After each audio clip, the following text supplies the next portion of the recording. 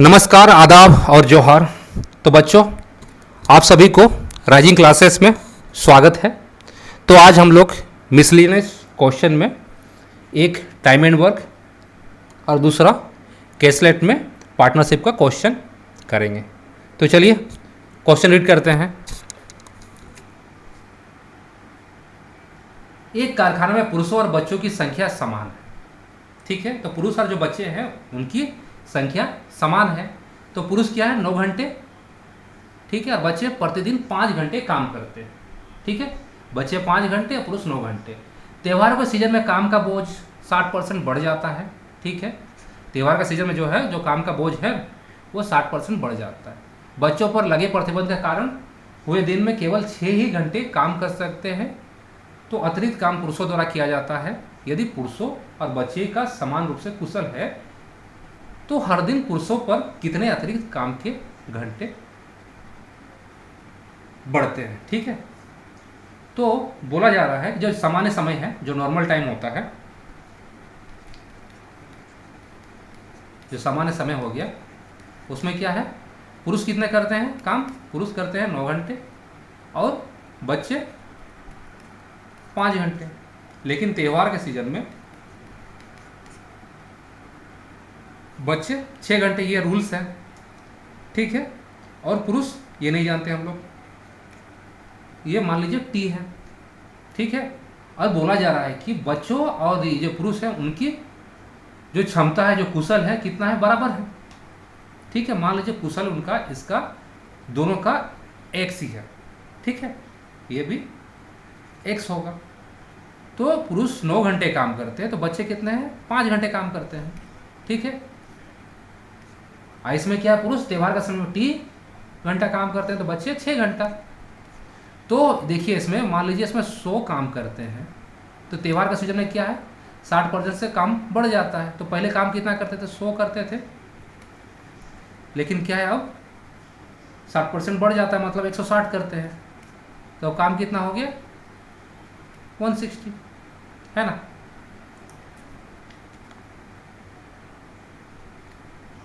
तो अब दोनों को हम लोग डिवाइड करेंगे, LHS और RHS को डिवाइड करेंगे, है ना।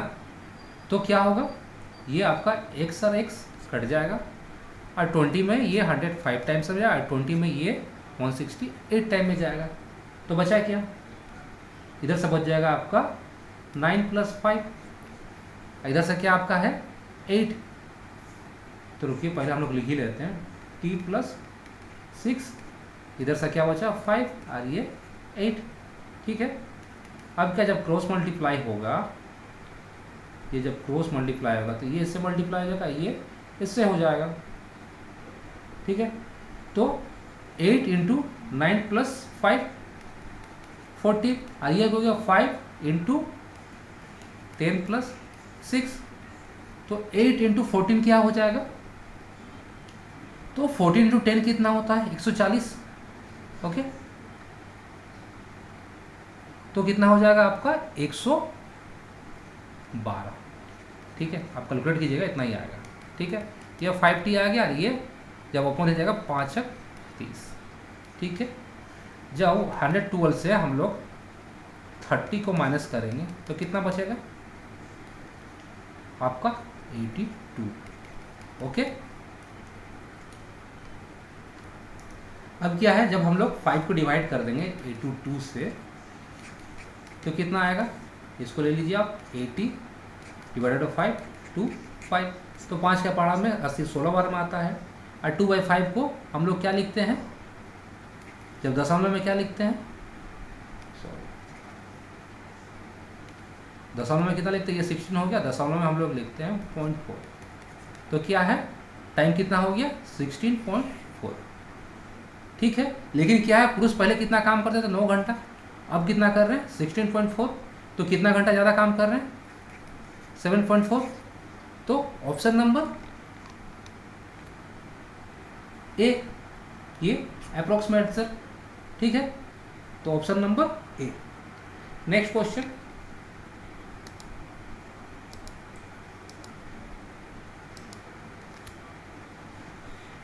तो क्वेश्चन रेडी कर लीजिए।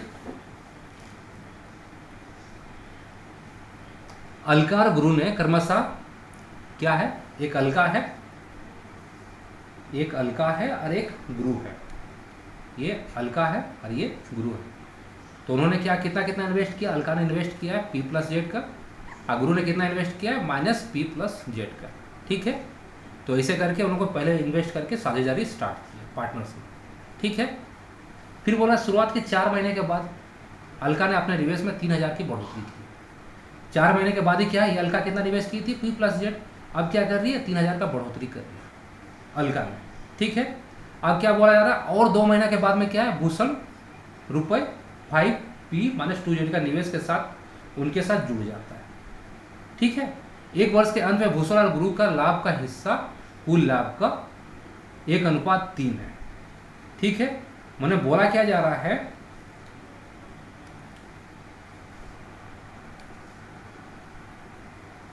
ये जो भूषण है,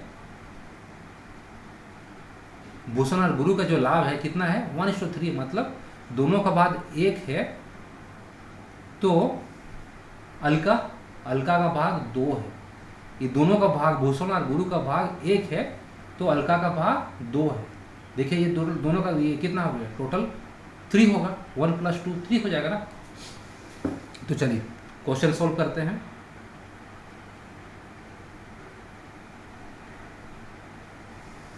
तो अलका ने निवेश किया था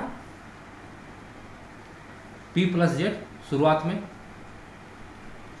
ये अलका का है, ये अलका का है, ये गुरु का है, और ये किसका है, ये भूषण का है। ठीक है,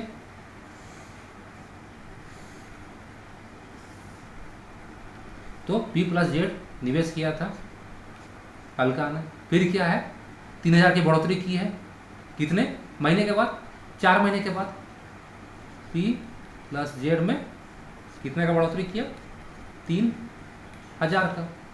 ठीक है, ये तो क्या है 4 महीने के लिए इन्वेस्ट किया, लेकिन क्या बोला 1 वर्ष के अंत में, तो टोटल कितना का इन्वेस्ट हुआ था टाइमिंग में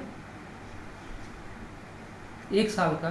तो 4 महीने इतना इन्वेस्ट किया, तो 8 महीने इतना, तो 8 × 4 = 12। ठीक है, अब जी ने कितना निवेश किया था माइनस P + Z, तो ये क्या है पूरे के पूरे वर्ष तक, मतलब 12 महीने। ठीक है, लेकिन क्या बोला जा रहा है यहाँ पर, भूषण जो है उसने निवेश कितना किया था 5p - 2z। जब इसने अलका ने 4 महीने के बाद निवेश किया था, उसके 2 महीने के बाद, मतलब क्या 6 महीने के बाद निवेश किया, तो समय कितना था 1 साल, तो 6 महीने के बाद निवेश किया, तो कितने महीने तक निवेश किया होगा, सिर्फ 6 महीने का।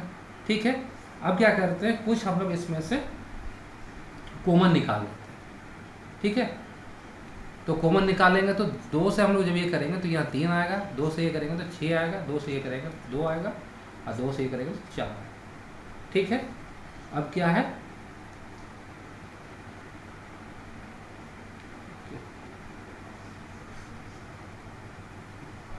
यहाँ देखिए 2p है और 2z है, लेकिन क्या है यहाँ पर 4p होगा और 4z होगा, तो यहाँ 2 है लेकिन यहाँ पर 4 है, तो हम लोग लिख सकते हैं 6p + z, क्योंकि यहाँ 2 था, ये कॉमन है 2 है, और यहाँ क्या है 4 था, तो 6pz लिख लिए। अब क्या है 4 × 3000, दैट्स मीन 12,000 है ना। तो ये क्या हो गया आपका अलका का।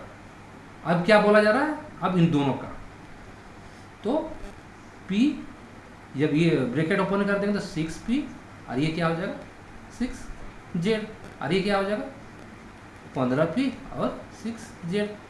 तो बोला जा रहा था कि भूषण और गुरु का दोनों का निवेश क्या है, यदि 1 है तो अलका का निवेश 2 है। तो क्या हो रहा है, यदि यहाँ पर इन दोनों का यदि 2 मल्टीप्लाई कर देंगे तो इसके बराबर होगा, या तो इसका आधा कर देंगे तो इसके बराबर होगा। प्रॉफिट क्या बोला है, यदि ये एक, इनको प्रॉफिट लास्ट में 1 साल के बाद 1 मिल रहा था, इसको 2 मिल रहा है, तो दोनों बराबर करना है, तो इसको 2 से डिवाइड करना पड़ेगा, क्योंकि इसका प्रॉफिट 2 हो जा रहा है, जब 2 से डिवाइड करेंगे तो 1 आ जाएगा। तो चलिए इसी को हम लोग डिवाइड कर लेते हैं। ठीक है, तो ये 2 से जब डिवाइड कर देते कितना आ गया 3p + z, और ये क्या हो गया आपका 6000। ठीक है, अब क्या है, इन दोनों को ऐड कर लेते हैं। ठीक है, जब ऐड करेंगे तो क्या हो जाएगा, +6z और -6z कैंसिल हो जाएगा। अब 15p - 6p तो कितना हो जाएगा, 9p। ठीक है, अब क्या था क्वेश्चन के अकॉर्डिंग में, ये जो 9p है किसका बराबर होगा, इसके 3p + z + 6000 के बराबर होगा। ठीक है, अब ये 9p होगा तो यहाँ 3p + 3z 6000। ठीक है, यदि p उधर चल जाएगा तो कितना हो जाएगा, तो माइनस हो जाएगा तो क्या हो जाएगा, 6p। ये क्या हो जाएगा, 3z + 6000। अब हम लोग अरे 3 कॉमन निकाल लेंगे तो कितना हो जाएगा, यहाँ पर 3 दूना 2p, यहाँ से z, यहाँ से 2000। तो क्या हो गया आपका ये इक्वेशन, रुकिए आगे पहले 2p - z, तो इसको क्या करते हैं, इक्वेशन 1 मान लेते हैं। ठीक है, लेकिन क्वेश्चन में क्या दिया गया, यहाँ आखिरी जो कंडीशन है इसको मात्रा आप लोग a मान लीजिएगा। ओके, इसको b मान लीजिएगा। ठीक है, तो क्या दिया गया है, अलका ने 28,000 निवेश की थी। ठीक है, तो अलका ने कितना निवेश किया था, p + z, वो कितना है, 28,000 है ना। ठीक है, तो इससे हम लोग ये निकाल लेंगे, जब दोनों को एडिशन कराएंगे, दो इक्वेशन को, इस इक्वेशन और इस इक्वेशन से, तो -z और +z एक दूसरे को कैंसिल कर लेगा। और ये कितना हो गया, 3p, ये 28,000 + 2000 कितना हो जाएगा, 30,000। तो p कितना आ जाएगा, 10,000। लेकिन बोला गया था p + z कितना है, 28,000, तो z कितना आ जाएगा, 18,000 आ जाएगा ना जी।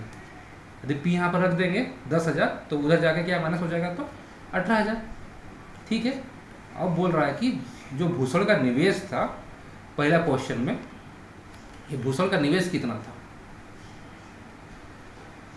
ठीक है, तो भूषण का निवेश था कितना था, ये आपका 5p 2z था ना जी।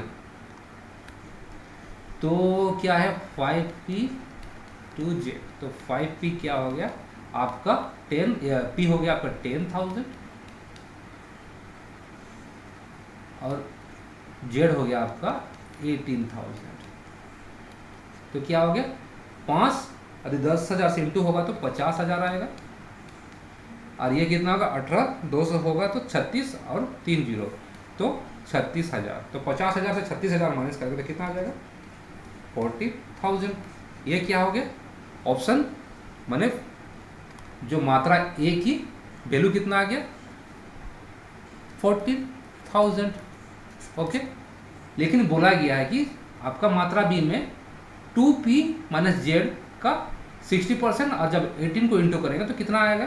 ठीक है, तो हम लोग यहाँ देखे थे, इस इक्वेशन में आप देखिए 2p - z 2000 था, और उसमें पूछा क्या गया है, 18 × 2p - z, और उसका कितना है, 60%। ठीक है, तो वो कितना होगा, तो 2pz कितना है आपका, 2000 है, फिर कितना होगा 18, और इधर कितना होगा 60%। ठीक है, आप कैलकुलेट कीजिए कितना आएगा, ये 0 0 से 2 गया, 2 0 इधर से। ठीक है, अब ये कीजिए, अब चलिए 2 और 6 12, और ये 2 0 तो 100 आ गया। ठीक है, तो 18 10 + 2 × 100, तो 18 दहाई कितना होता है, 180 होता है, 18 दूना कितना होता है, 36 होता है, और ये आपका 100 पूरे में। ठीक है, तो कितना हो गया यहाँ से 216, तो क्या हो गया, इकाई दहाई सैकड़ा, हज़ार, 10,000, तो 21,600। बी की मात्रा कितना है, 21,600 है, और ए की मात्रा कितना है, 14,000 है। ठीक है, ये 21,000 आपका 600 आया, तो बी की मात्रा ज़्यादा है। तो ऑप्शन कौन सा होगा? बी की मात्रा आपकी है 21,600 और इसकी मात्रा है 14,000, तो कौन सा होगा? ऑप्शन नंबर ई होगा। ठीक है ना? तो आशा करता हूँ कि आपको ये सब समझ में आया होगा। यदि आप पसंद करते हैं मेरी क्लासेस तो please subscribe, share and like. और जैसे मैंने बताया कि मैं कोचिंग क्लासेस चलाता हूँ, यहाँ पर मैं सभी प्रकार के कोचिंग देता हूँ, जैसे कंपटीटिव क्लास के लिए, बैंक के लिए, एसएससी के लिए, एसएससी में CHSL, CGL। आपको यहाँ मॉक टेस्ट कराया जाता है हर हफ्ते में 2 बार। यदि आप डिफेंस के लिए तैयारी कर रहे हैं, रेलवे के लिए तैयारी कर रहे हैं, तो आपको उस तरह से आपको तैयार किया जाएगा। आपको अलग अलग यहाँ पर बैच प्रबंध किए जाते हैं। और मैं क्लास 11 और 12 के लिए फिजिक्स, मैथ, कंप्यूटर साइंस में SQL, जावा और C++ का भी क्लासेस देता हूँ। ओके, तो थैंक यू।